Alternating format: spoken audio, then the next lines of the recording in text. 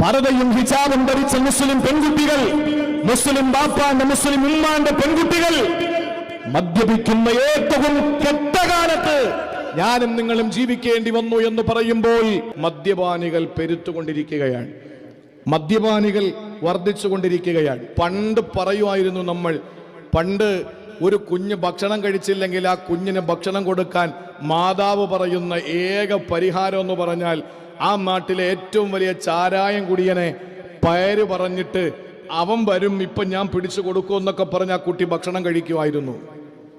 ഇന്നങ്ങനെ പറയാൻ പറ്റുമോ? ഇന്ന് വീട്ടിൽ കുട്ടിയുടെ വാപ്പ മദ്യപിക്കുന്നില്ലേ? വീട്ടിൽ കുട്ടിയുടെ വാപ്പ മദ്യപിക്കുന്നില്ലേ? എല്ലാം പോകട്ടെ, നിങ്ങൾ എങ്ങനെ ഉൾക്കൊള്ളുമെന്ന് എനിക്കറിയില്ല.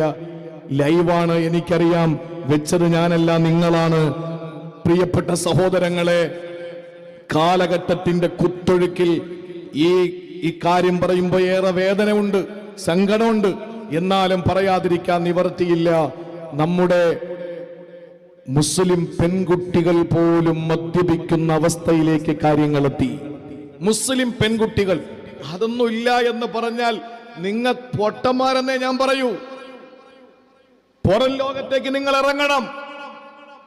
പർദയും ഹിജാബും ധരിച്ച മുസ്ലിം പെൺകുട്ടികൾ, മുസ്ലിം ബാപ്പാന്റെ മുസ്ലിം ഉമ്മാന്റെ പെൺകുട്ടികൾ മദ്യപിക്കുന്ന ഏറ്റവും കെട്ട കാലത്ത് ഞാനും നിങ്ങളും ജീവിക്കേണ്ടി വന്നു എന്ന് പറയുമ്പോൾ പ്രിയപ്പെട്ട സഹോദരങ്ങളെ, ഇന്ന് ഈമാൻ ഇല്ലാത്തൊരവസ്ഥയിലേക്ക് നമ്മുടെ തലമുറ മാറിക്കൊണ്ടിരിക്കുകയാണ്.